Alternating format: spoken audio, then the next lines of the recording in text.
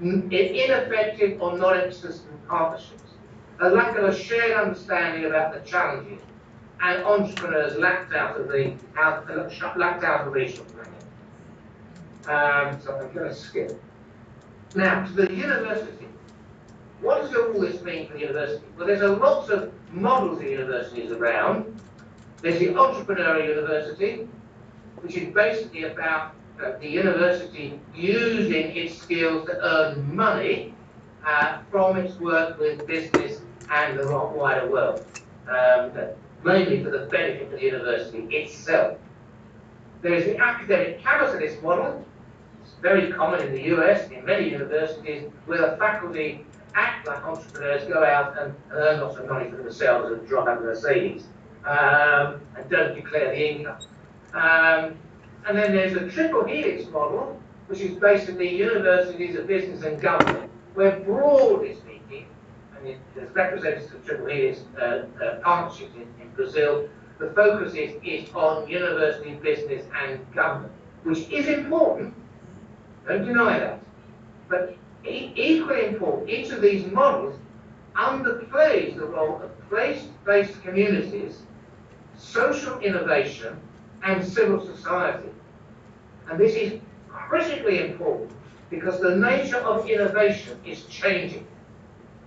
We're moving from this model, the 19th century model, the 20th century model, standalone laboratories, into a model where innovation involves users, innovation is services, it's social innovation, it's open innovation. All this discourse about new models of innovation, underpinned essentially by digital technology. And this has implications for universities. The old model was about knowledge creation and enterprise spin-outs. That's the entrepreneurial university model. And universities work with industry to select projects, mobilize resources, and spin them out. That's the old model. It's still not totally irrelevant, but it's still being superseded by new sorts of knowledge coming in from civil society, different sets of entrepreneurs, social entrepreneurs, people who wouldn't classically see as entrepreneurs, different priorities for selecting projects, different ways of allocating capital on people. This is a very, very different model that's emerging of non-linear innovation, which is recognised in the European Union in their espousing of open innovation, open science, and open to the world. And eventually becomes an innovation only if users become part of the value creation process.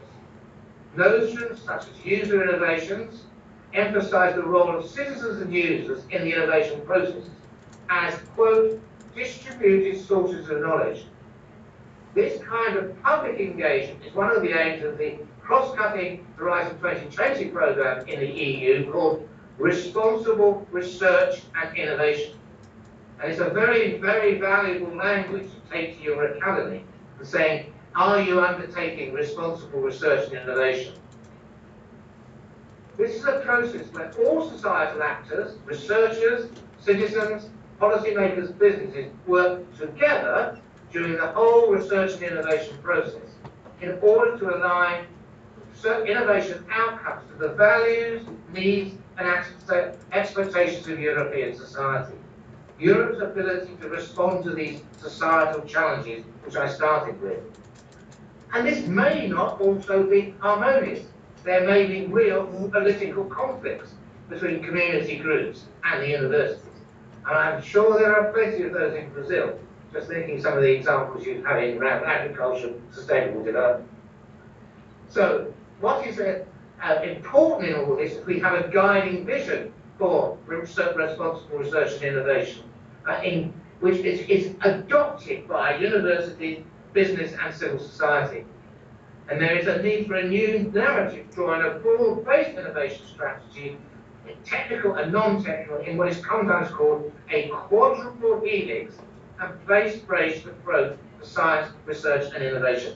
And I think this discourse could really be very helpful in some of your pilot projects. So now finally, I'm nearly finished. What does this all mean for how universities are led and managed? This is the traditional universities, and you have these in Brazil. Some of your universities look like this, where the research priority is about scientific excellence. I'm not decrying that. That is important. You must have research excellence. And your teaching is about getting student satisfaction, students are happy, they must come to your university because they graduate with good degrees. And then you have so those are the first mission, research, the second mission, teaching, and then the third mission, the peripheral, and by definition, inferior mission, is in the periphery. And the role of third mission in many universities that I have studied is to get money for it.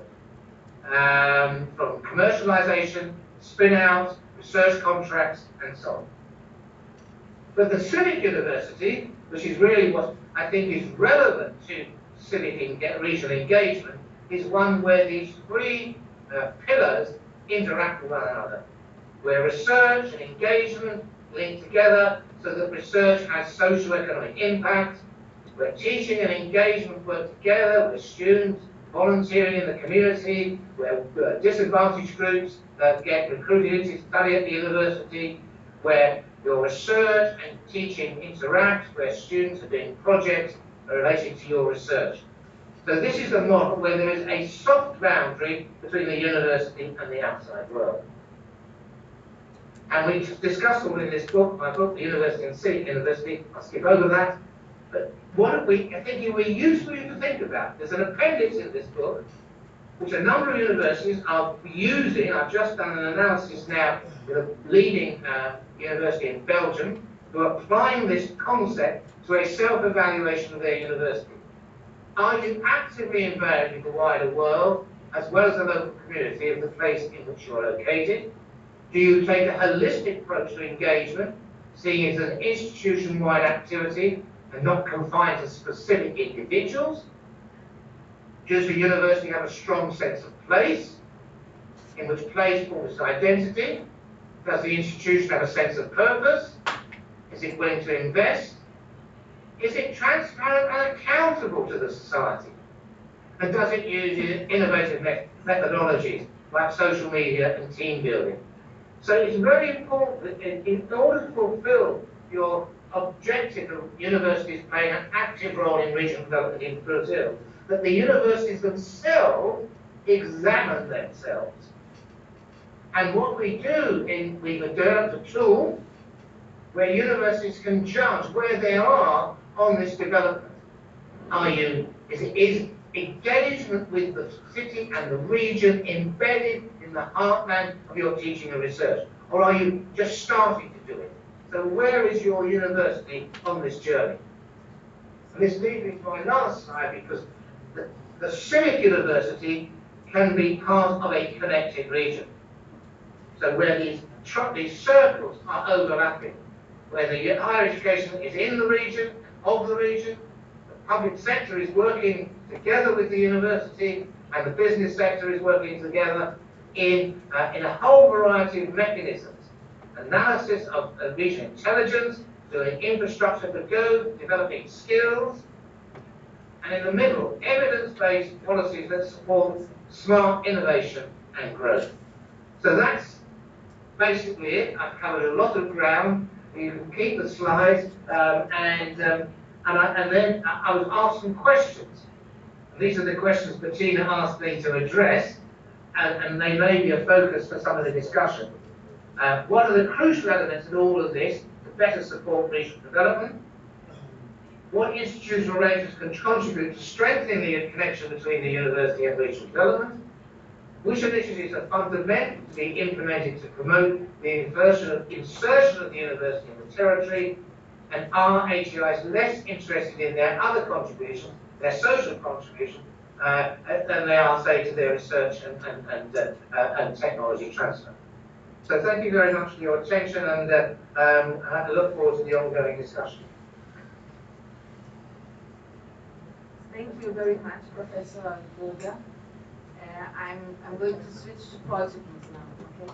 Muito obrigada ao professor Godard por sua apresentação e para que a gente possa ter um espaço reservado aos debates previstos, eu vou passar imediatamente à colega da OCDE, Júlia Marzan, para que ela possa fazer as suas contribuições. Por favor, Júlia. Good morning, everybody. I hope you can hear me now. Everything is working well? No, you can't hear me? Yes, Julia, it's perfect. Thank you. Okay. Go ahead. Thank you. Okay, perfect. So I'm going to share my slides. Yes. Can you see them now? No. Probably yes. Yeah, just give us a second. I think it's coming. Yes, it's now perfect. Thank you. Go ahead. Okay. Okay, very good. Excellent. First of all, thank you very much for giving me the opportunity to present what we are doing at UCD. Let me say that I'm very pleased to hear that the themes, the issues we are discussing in Brazil are very similar to the issues we are working on right now with the project I'm going to present to you with my presentation. So I hope that beyond this workshop, we will have the chance to continue discussing as we are very interested in understanding and learning more about what Brazil is doing. You know probably that UCD has a bigger or different membership in the European Union. We are an international governmental organization. Our member countries are in Europe, but also in Northern America, in Asia. We have some member countries from the LAC region. Mexico is a member country, Chile is a member country, Colombia has just joined UCD, and we work a lot with several countries in the Latin American context. Some of them are also very much interested in the activities I'm going to present to you. I work in a group at UCD that is working on issues related to entrepreneurship, innovation, policies to support SMEs, but also the group dealing with regional development. So our colleagues are working on issues linked to rural development, urban development, and etc. So very much the topics we are here to discuss about. And in this first slide, I just copied the cover page of the study, not because you need to be particularly interested in Israel, even though they're doing very interesting things, but because Brazil has just started such an exercise with you at UCD, not me personally, but my colleague Marco Marquese is now involved in an OECD review of SME entrepreneurship policy of Brazil that is ongoing. And I just wanted to share this information with you because even if higher education institution will not be the central unit of analysis, in case you were curious to learn more about this process, I will be happy to put you in contact with the relevant colleagues. I've just said that, in the interest of time, let me proceed. We are the group working on also urban and rural development, a lot of indicators. We're increasingly also working with Brazil. But I'm here today to talk to you about H-Innovate. H-Innovate is a project, it stands for Higher Education Institutions and Innovation, that wants to help both national and local governments, but also individual higher education institutions to become more modern, to meet challenges and trends that all OECD countries in the world are facing right now. This is a partnership that UCD has with the European Commission, in particular the Director General for Education and Culture, the same directorate Professor Goddard mentioned in his presentation. And we developed a framework that is based on different activities. So we like to call H-Innovate a guiding framework. H-Innovate is based on different pillars. We have developed an online self-assessment tool that has been already used by more than 1,000 higher education institutions globally. So not only within OECD countries, not only European countries, but globally.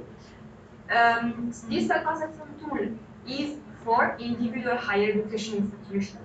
So it's really a self-assessment tool. The OECD, the European Commission, we don't even get the data of the universities using the tool. It's a tool that basically helps institutions to think about different dimensions that I'm going to present in a minute. And these are dimensions that we think are important to promote this idea of knowledge exchange and collaboration, this idea of being embedded in local communities, but also, national policies and also international networks.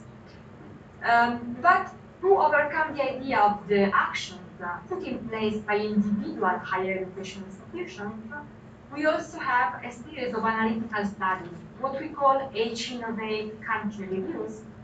And when we do a review, we collect a lot of information at the systemic level. So again, the tool is something for individual higher education institutions. They can use it alone. It's not an evaluation, it's a self-assessment.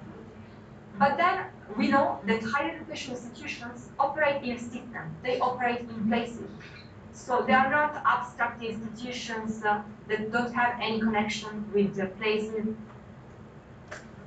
and governance schemes. So we also do systemic analysis, and when we do this kind of exercises, we precisely want to understand what are the different roles of different higher education institutions in a national and sometimes also international context. Because it is very, very important to remember also for the discussion we just had that in a country and also in a region, we may have different types of institutions, and depending on the different type of institutions, the type of collaboration may be very different. The type of activities that are being developed could vary a little bit. Let's think about, for instance, of technical universities, what in some countries are called polytechnics, or universities very strong in technological fields. For those institutions, it could be easier to develop collaboration with R&D intensive industries. For other types of organizations, it could be easier to develop collaboration and some partnership with other actors in the local ecosystem. Let's think about museums, let's think about other public research organizations, etc. So again, this idea that different higher education institutions have different roles to play at the systemic level. And then we also look at, when we do this kind of exercise, where universities are. Because you mentioned the case of Brazil, but there are also many OECD countries, as shown by the slide by Professor Goddard, where there's a big dichotomy, big differences within the same country. As for universities in leading regions where the business sector is very innovative, may interact with the surrounding actors in a very different way from universities located in peripheral regions, lacking regions, predominantly rural regions. And this is something that we see each time we go to the country. We visit many universities, we talk with different type of actors and policymakers. I've been on the road for the last 2 weeks and a half, first in Northern Africa, Tunisia and Morocco, and then more recently 10 days in Italy, because we are currently doing a study on the Italian system. And we started by visiting universities in the south of Italy, that is the less developed part of the country. And there we saw ways of universities engaging with local actors that are probably very different from what we are going to see in the north and central part of Italy. A couple of practical examples. We were in Palermo. Palermo is the capital of Sicily, the big island in the south of Italy. It is one of the poorest regions in Italy, and it's quite poor also for European standards. And over there, the university, they told us very clearly, they said that we need to have a social mission because here unemployment rate is very high. We operate in a region where we don't have technology-intensive industry, maybe some, but it's really not the majority. Most companies are micro-enterprises, often in the tourism and agro-food sector. So they have this vision to be a landmark for cultural activities in the city, and so they collaborate a lot with the Museum Foundation of the city of Palermo. When we were there, for instance, they told us that they organized concerts together with musicians in the city. This is also a way basically to bring young people from a city, from a region where again unemployment is very high, closer to the university and its activity.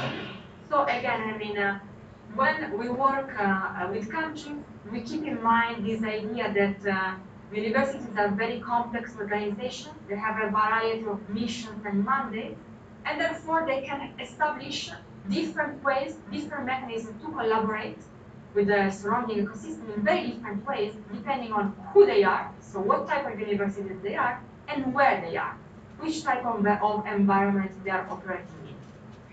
We also launched recently what we call a policy learning network. If you want, is a peer learning dialogue of the policymakers and universities. At this stage, predominantly already involved in the country reviews, to keep discussing, to keep sharing information and also good practices of what has worked in some countries and also what has worked less in the same or other countries. So Innovate is a platform that have different activities depending on the different needs of institutions or government at different level of government. Again, national but also locally. But why? Why did we start with the European Commission Innovate? As I was just saying, and I mean, as probably all of us have already said, because things are changing. Maybe Professor Goddard would like to see change more quickly than the current situation is needed in some countries. But what we have seen in OECD countries and also beyond OECD is that universities are increasingly autonomous institutions. What does it mean? It means that they can develop their own strategies and visions, which means that they can decide to have an increasing role in the local ecosystem they are operating in. And this autonomy has also implied a diversity of mandates. So universities are becoming increasingly more diverse and complex organizations. Again, we talked already about the three missions, education, primary mission, the so-called second mission, scientific activities and research, and everything else, that is the so-called third mission. But again, you know, even under the label of third mission, there are very different types of activities that again, you know, and in many cases, where universities are located and the types of universities they are. So it's a very complex landscape. Also, I mean, even us, international organizations, national governments, we ask a lot to higher education institutions because, you know, we want them to excel in all these different missions, but resources do not necessarily increase, you know, at the same pace. So it's not easy for universities themselves to adapt to this changing framework. At the same time, globalization, we already mentioned that, internationalization is absolutely key. Globally competitive, locally engaged, the title of this publication that Professor Goddard was referring to before. So being local, but at the same time, this need to compete at the global level, which is, you know, a need that is increasingly most compelling because with globalization now, universities everywhere in the world, they need to compete to attract and retain talent, to be leader in some specific research areas, so that there is clearly an increased level of competition. And then, I mean, I've already said that. So an increasing emphasis, we have seen that even, you know, from national governments, there is an increasing emphasis on the third mission of higher education institutions. Given this changing landscape, we decided to establish the Innovate framework. Let me just, this is a slide dense with lines, but let me just say that together with the greater autonomy of the university, what we have also seen and witnessed is that, you know, in many countries, accountability mechanisms have been also developed to allow, governments to steer higher education systems in different ways. What are these accountability mechanisms? There can be, for instance, performance agreements. In some countries in Europe, there are performance contracts between the central level of government and a higher education institution. And these agreements, these so-called contracts, they often set objectives and are also evaluating on university indicators. May, for instance, or may not, depending on the national visions and the national debate, include indicators or actions related to the third mission, the local engagement with higher education institutions. This, for instance, has recently happened in Austria. So there has been push in these advanced small European countries towards the inclusion of lines of action and also reflection about the role that higher education institutions can play locally, and it has been embedded in the national framework of performance contracts. Other mechanisms are national evaluation frameworks. For instance, let me go back to the mission in Italy we have just concluded. In Italy, there's established 10 years ago, there's an agency for the evaluation of the university system. This agency, as in many other countries, they have not found this solution of how to evaluate the third mission of the university. We know that this is very complicated and complex. Often there is no consensus about what indicators should be used and applied, but nevertheless, these evaluation agencies, they have put in place a working group to think about the issue. So there is a working group of the National Evaluation Agency of the University of Italy that has the mandate to think about what it means to evaluate, to assess the impact of the mission activity, and starting thinking about what indicators could be used to do so. Again, it's a very complex task, but some reflections are in place because there is willingness in the future to include also third mission indicators in the national evaluation frameworks. That is actually the frameworks that determine part of the funding that universities receive in Italy. So there is a share of the funding that is performance-based on the basis of the national evaluation. At this stage, and this is an issue that I'm sure is not, they are not alone regarding this, is mostly based on scientific excellence. But I mean, there are some reflections ongoing to try to understand what could be done to incentivize third mission activities a little bit more. This slide is just showing to you, that higher education institutions over the last decade have been increasingly involved in R&D. Why I'm saying this, again, to put some figures to show a graphic that is really capturing the idea that they're becoming increasingly more complex organizations, that they're performing different types of tasks. And in many city countries, this transformation was done at the expense of public research organizations. So universities are a little bit, invading the field of action of other types of organizations that originally they were not created to deliver education. So this is one of the trends that if you want is showing you how the system, this university landscape is changing. Globalization, again, this is a red highlight. Everybody talks about globalization, it's nice to see pictures. It shows, the networks of scientific collaboration across amongst different OECD and also non-OECD countries. It's small, but Brazil is in the second graphic. So scientific collaboration improved. This graphic unfortunately only captures scientific collaboration, but the type of collaboration higher education institutions are establishing has improved over the last decades. This slide is already old because it was in 2010, so I'm sure that in the meantime we could see much more linkages and interaction.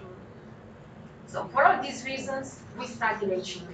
Because things are changing and there are still a lot of unresolved issues, also at the level of policy making. And we developed this framework. So I'm going to spend now a few minutes, then anyway my presentation is not very long, so we can then start the debate. This chart represents the different 8 dimensions of the H-Innovate framework. H-Innovate is a dynamic framework, it's not a static framework. So it was really originally created, at the beginning it included only 7 dimensions, but very recently we added the dimension linked with digitalization. And I mean, I'm just mentioning it is a dynamic framework because it was supposed to be useful. So I mean, we will be ready to adapt and modify the framework depending on the different needs that we will perceive from both, the academic community and the policymaking community. These different dimensions are relevant both for individual higher education institutions, but also for policymakers, again, national and local level. So I will now describe a little bit the different dimensions, what they imply for both institutions and policymakers, and in some cases making a few examples of what we have been observing, some interesting examples of issues we have observed recently while doing country studies or while working together with different higher education institutions. So let's start by the leadership and governance. This is something that has already emerged in our discussion today. This is crucial because, of course, I mean, the way both the system is organized is absolutely fundamental in the way then and in higher education institutions react to the trends, the global trends, the changes that are needed. But then, I mean, we also have the issue of internal leadership and governance. Even the way individual higher education institutions themselves are organized can be more or less conducive to innovation or the engagement with the surrounding community. What we have seen, for instance, in some cases is that some universities were quite agile to develop structure, to basically build bridges across different faculties. That was very important, for instance, to promote interdisciplinary teaching and learning. That is certainly something that is very much needed in this complex world today. But was also, very positive in establishing connection with, other types of stakeholders that often, they have interdisciplinary needs. I mean, they may have issues, they may have problems that are not necessarily related to one individual faculty or department, but they may need to interact with a multiplicity of actors within the structure of a university. So the structure of the university itself, again, may help or, let's say, prevent the fruitful establishment of collaboration. Organizational capacity, planning, people, and incentives. This dimension, again, is both very much related to the ecosystem, national frameworks. We have already heard today that often the rules of the games are set at the national level, and these rules of the game are very important. They are very important carrots or sticks to, incentivize higher education institutions to become more proactive in establishing collaboration with other types of actors.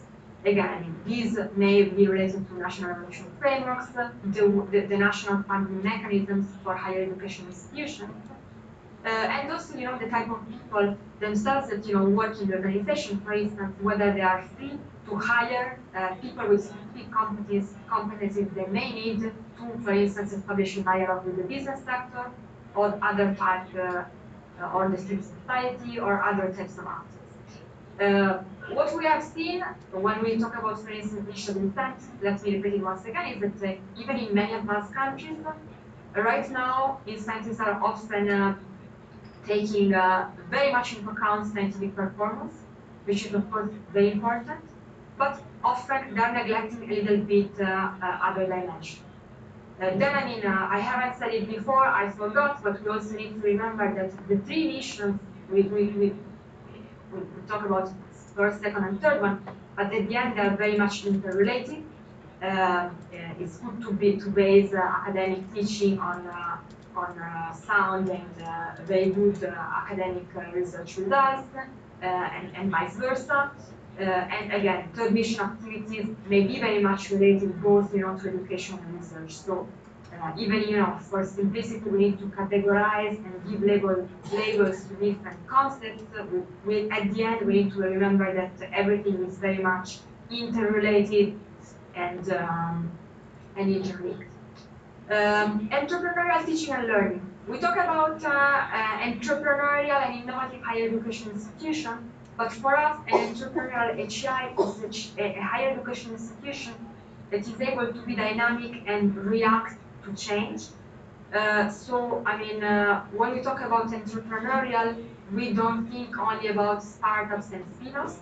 This is something that is of course important, but it's not the only issue we're considering, because again we know that this is also very much linked to the ecosystem the higher education institution is operating in. It's very easy to have a lot of spin-offs in the Silicon Valley. It may be much more difficult in other regions, in other areas, in Europe or in other countries. But nevertheless, when we also talk about entrepreneurial teaching and learning, we very much give emphasis about new teaching methods, interdisciplinary methods, those teaching activities that actually promote the development of soft and transversal skills. So again, it goes beyond the issue of spin-offs and targets. Preparing and supporting entrepreneurs. Again, even here, it's a dimension that is also very much linked about the development of an entrepreneurial mindset. So people may have an entrepreneurial mindset and be entrepreneurial, even if they go and work in an already well-established organization and institution.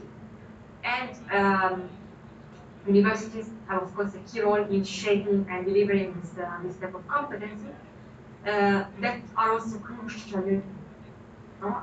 When the university itself, people in the university need to interact and establish collaboration with other types of actors. The last dimension that has been added, digital transformation and capability. We added this dimension because we felt that digital transformation is so overwhelming that it is something that it is important for higher education institutions to keep in mind whenever they are thinking about the definition of a strategy in action and an implementation plan. Even here, we look at different dimensions within these individual dimensions. So of course, we are very much aware of the possibilities offered by MOOCs, but we go beyond that. We also think about, for instance, issues related to open science, open access, open research data, how to teach digital technology, also to establish partnerships with other types of actors. For instance, we know that in Europe, some universities are very active in using digital technology to map and even sometimes to scouting activities of the type of organization that they can collaborate with. Again, I go back to the mission I just completed in Italy simply because I have lots of examples fresh in my mind, and we saw even there that some universities are developing digital platforms, digital databases, where they keep track of their external partners, and that can be a mechanism to, in a sense, collect information that then can be reused in the future to establish research partnerships, also providing student contacts for internships and job placement and collaborative research, etc.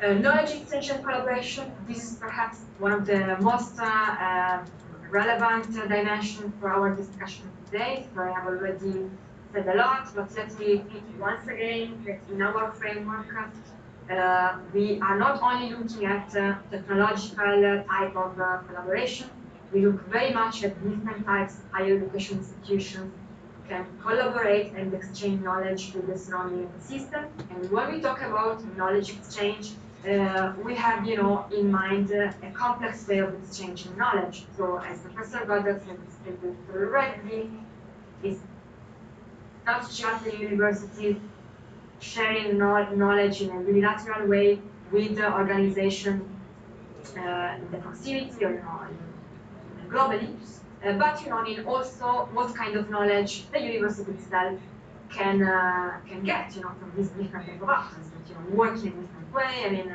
have different strategies and challenges. And those can be, of course, the business sector, but also other types of research organization, foundation, local government institutions, for instance, in many countries in Europe, and we have just seen it also in Italy. Sometimes the regional government is very active in promoting and establishing collaboration with universities. There are sometimes funders for research, but I mean, they collaborate sometimes in shaping together agendas for the region itself. The internationalization, so they internationalize institutions again. In a time where it's very easy to be virtually connected from Paris with Brazil, internationalization is of course a key for all higher education institutions, all universities. So this is also an element that higher education institutions need to reflect on when establishing a strategy. This means, for instance, trying to understand who you are and who your international partner should be. I mean, what's your position in terms of the different activities internationally? With who are your preferred partners for establishing different kinds of activities? And the different kinds of activities, are in the field of training and education. There's the mobility of teachers and students. In the field of research, international research projects, but also the mission activities. I mean, universities can collaborate with different types of institutions that may not be necessarily located in proximity. And finally, measuring impact. We often leave this dimension at the end of the description because we know that it is a challenge to measure the impact of many types of activities I've been talking about. But nevertheless, it's good, to have, this idea of how to measure impact in mind and include it in the strategic objectives of individual HEI and also, in national evaluation frameworks. We know, even from Western countries, that trying to collect indicators related to permission activities, it is not easy, and again, it is not easy because the permission activities encompass a lot of very diversified activities that can be very different depending, from one place to the other, from one university to the other. But again, I mean, it's very important to start this kind of discussion and debate because, I mean, maybe in the future at some point there will be a consensus about how to do it. And also, I mean, we also very much encourage experimentation, understand what can be used and in what way, and also, what are the limits of the proposed indicators.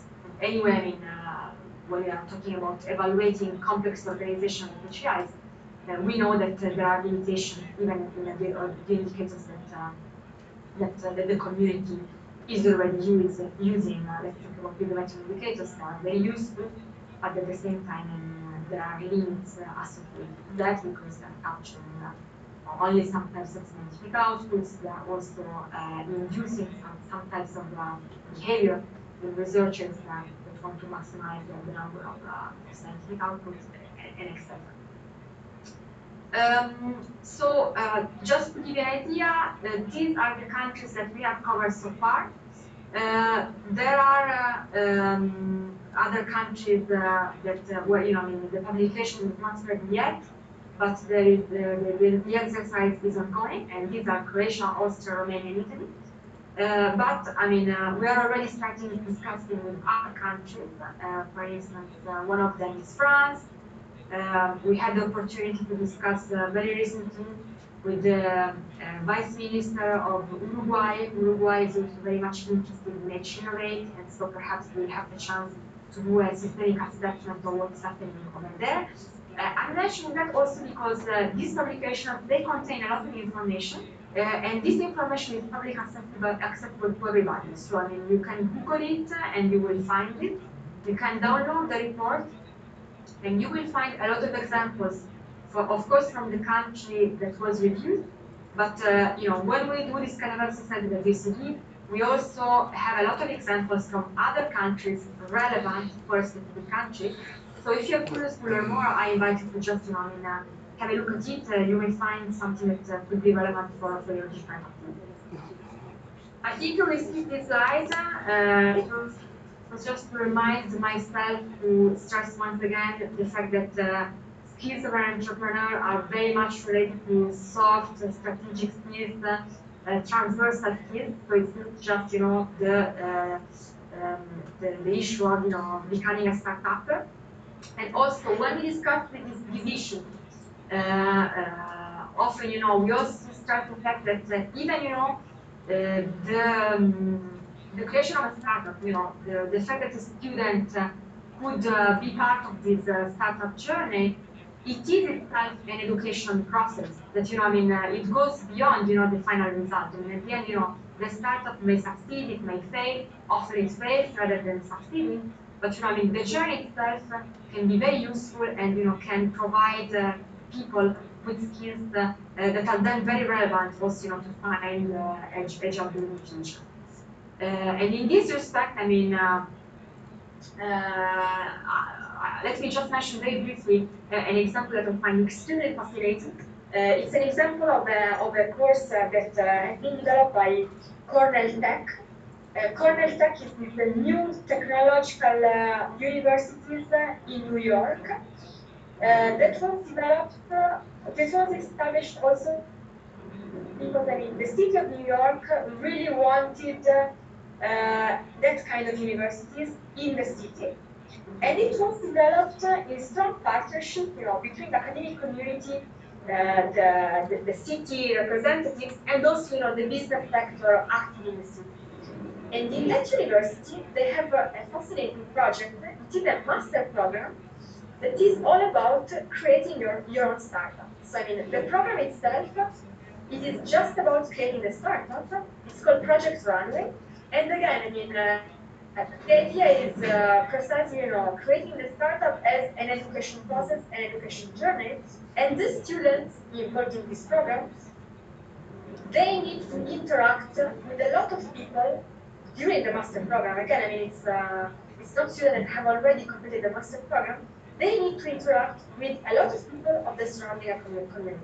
The program is very ambitious and it's also very expensive, thanks to the fact that a lot of entrepreneurs in New York allocated funding for this program. But I think it's a very visionary and interesting example of connecting, through education, students with, the surrounding ecosystem to do something very practical that, again, may succeed or not. But, what is most important is really the journey to get to the end. I think that I have already more or less talked about some of the findings. Just, very, very, very linked to the topic we are discussing today.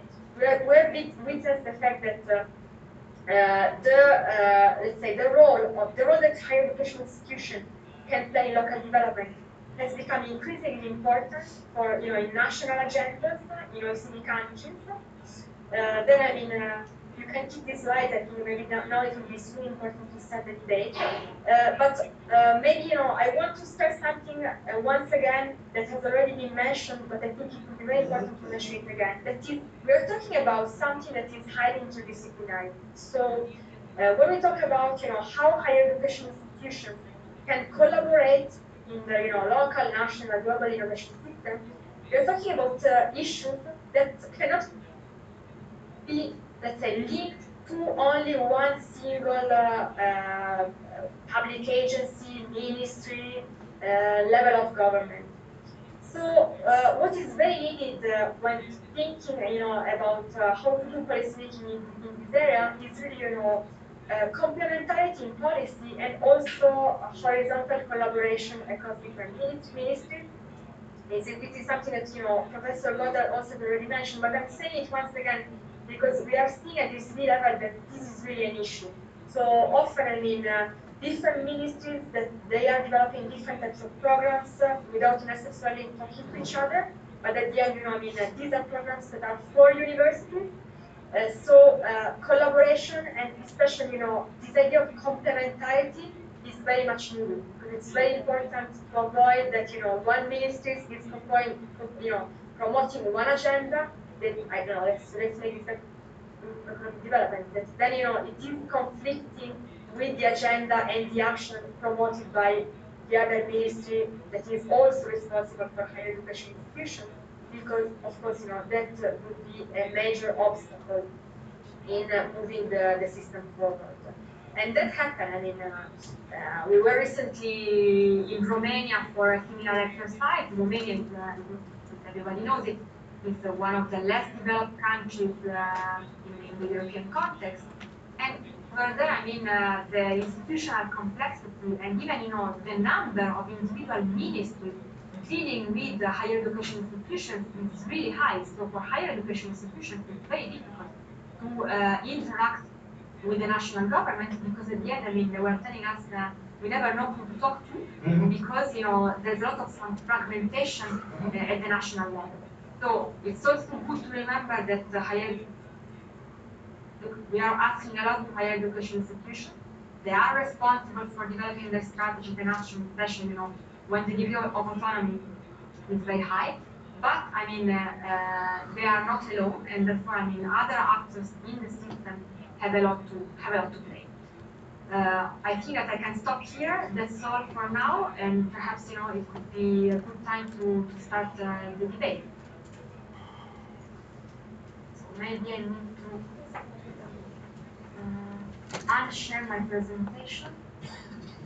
Yes, maybe we may plan it. Yes. Hi. Julia, can you hear me? Professor Godot? Yes, okay. So let's move forward. So thank you very much for two very important presentations, yes, with a lot of content. And I think we are ready here now for the debate. I will switch again to Portuguese, okay? Eu agradeço imensamente o debate e as ideias colocadas. O professor Godard fez inúmeras contribuições que vão ser extremamente úteis a essa equipe toda que está aqui no Brasil, pensando na formulação do Programa Nacional, certo? Você não está ouvindo?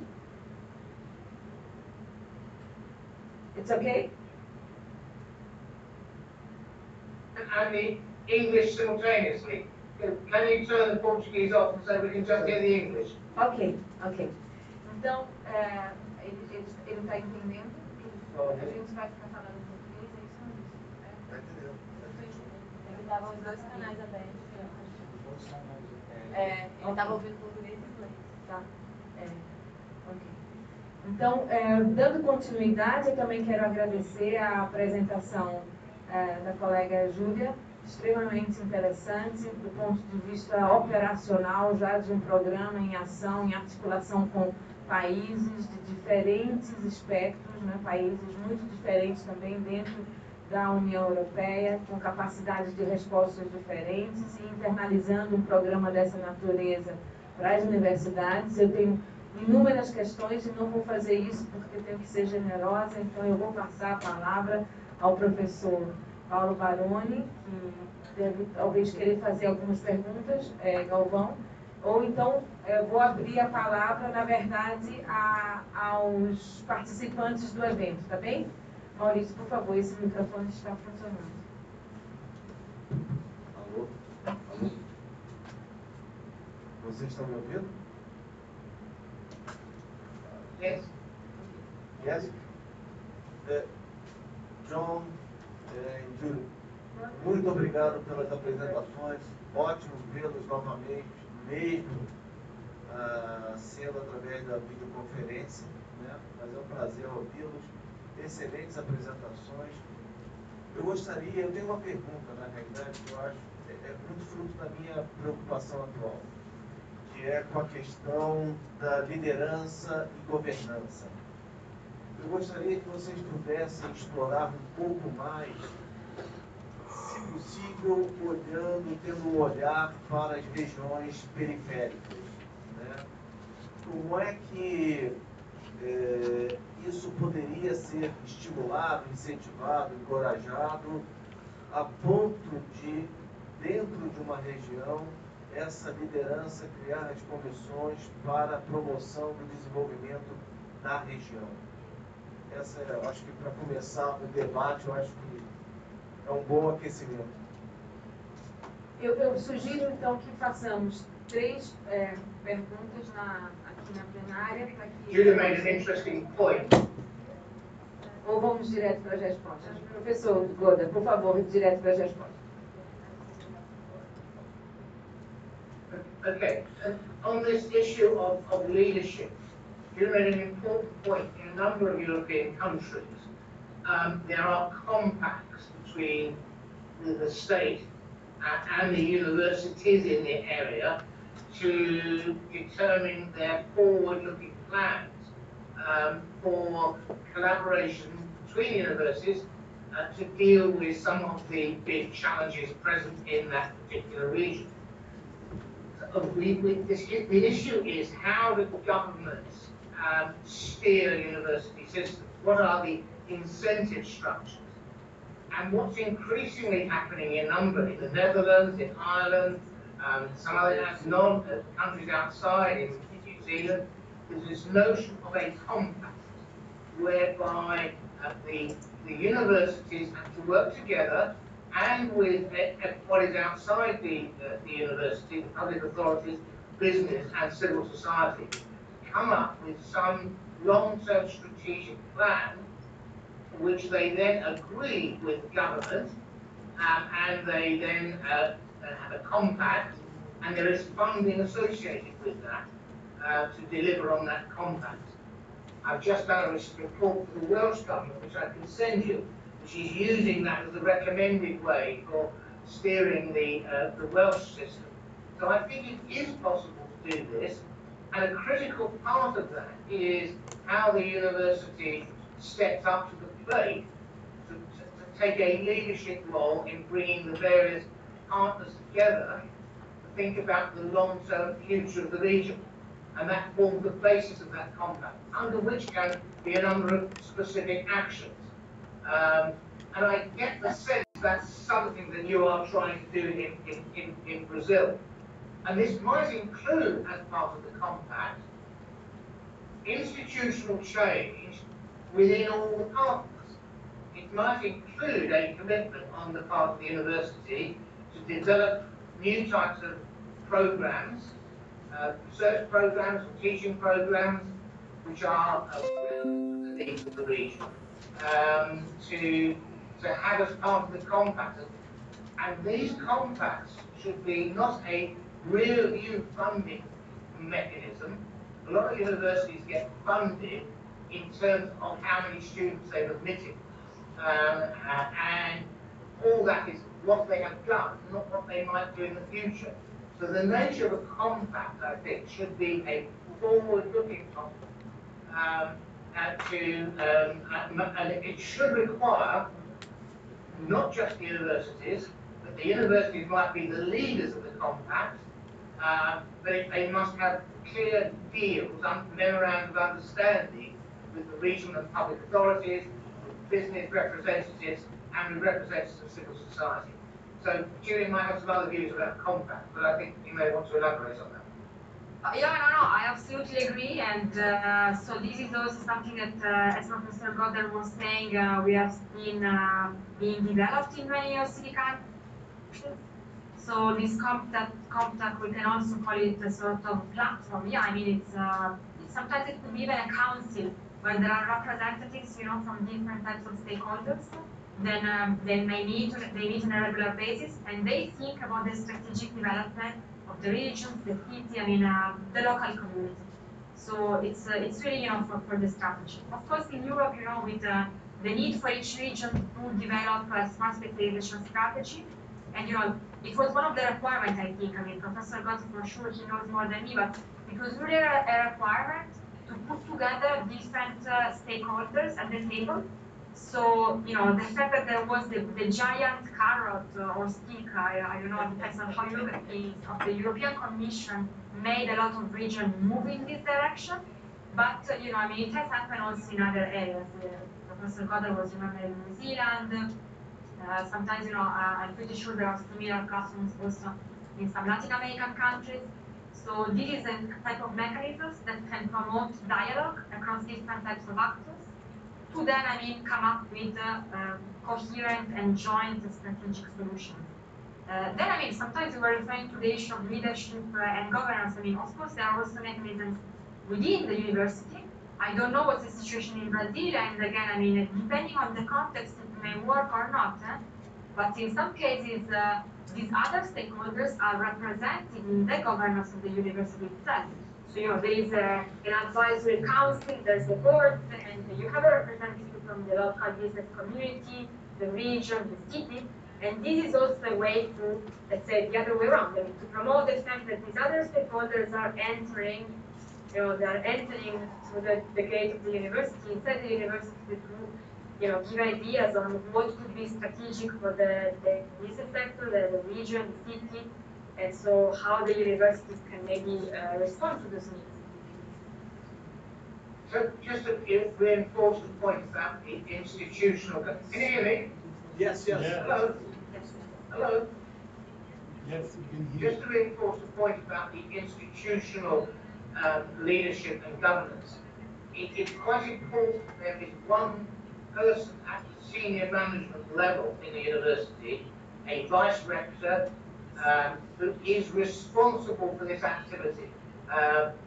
There's a lot of activity that goes on at the grassroots between the university and the region, but there must be one person at the top who is ultimately responsible, because universities are complex organisations, and you do need a very clear leadership person who is the named person. And it should be someone, not necessarily the rector himself or the vice chancellor, but someone very close to that person. Hello? Yes, yes. Ok. I've heard everything. I think that they're hearing. We are hearing. Nós estamos Okay, ouvindo. thank you. Nós estamos ouvindo. Professor Barão. Next question. Thank you. Nós estamos falando de um programa que trata de fortalecer as missões não clássicas das universidades para o fortalecimento da sua relação com a sociedade, especialmente em segmentos que não representam a fronteira do conhecimento e do desenvolvimento tecnológico. Estamos falando de média e baixa tecnologia com frequência. Estamos falando também de políticas sociais.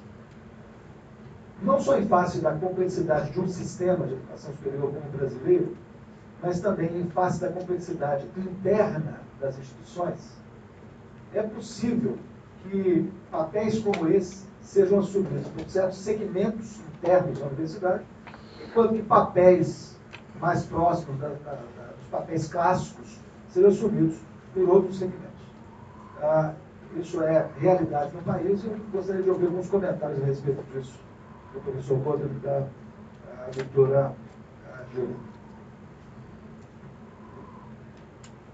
Okay, first, I think there's a difficult issue here. Universities are not public authorities.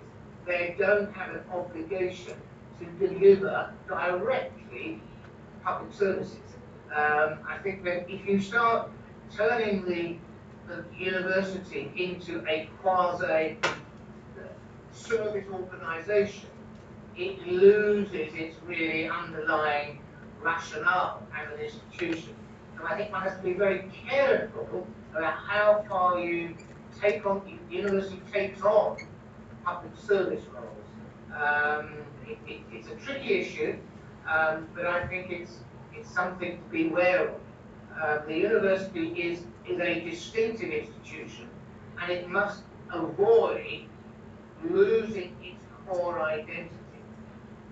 One of the ways of tackling the challenge that you referred to is the concept which is used in my university, a number of universities, adopting grand challenges, like some of the sustainable development goals, as cross-cutting grand challenges for the whole academy, where people from different disciplines, teaching and research, address those questions.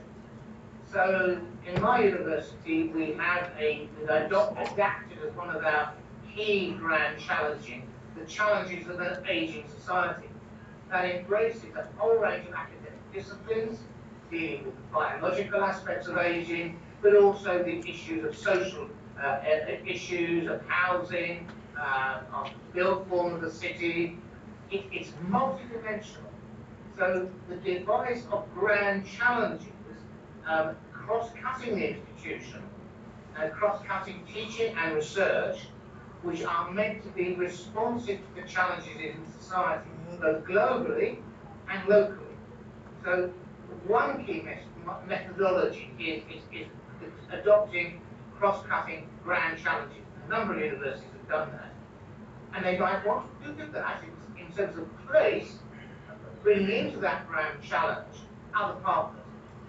And that raises the interesting point that Julia made about this word called a platform. It may very well be that in order to address a grand challenge of, say, sustainable development in a region, you need both transformation in the university, but you need some common shared platform.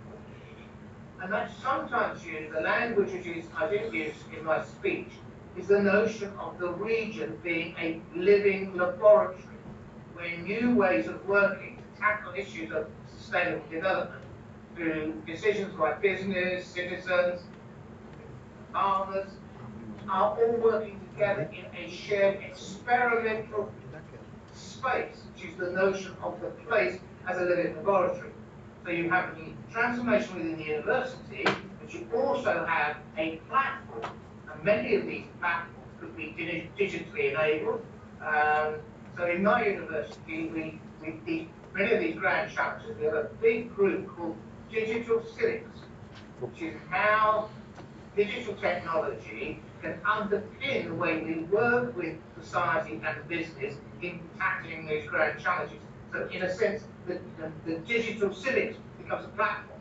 There's some fascinating examples of this happening in Finland, working quite a lot in Tampere, in Finland. So I think this whole idea of the city as a living laboratory with a platform for new ways of working, matched by a transdisciplinary perspective within the university is one possible model in answering that particular question.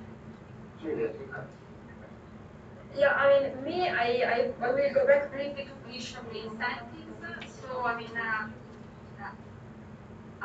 okay, I was hearing just translation, but anyway, just remember that, I mean, without incentives for some types of activities, you will find, let's say, civic engagement enthusiasts in every university.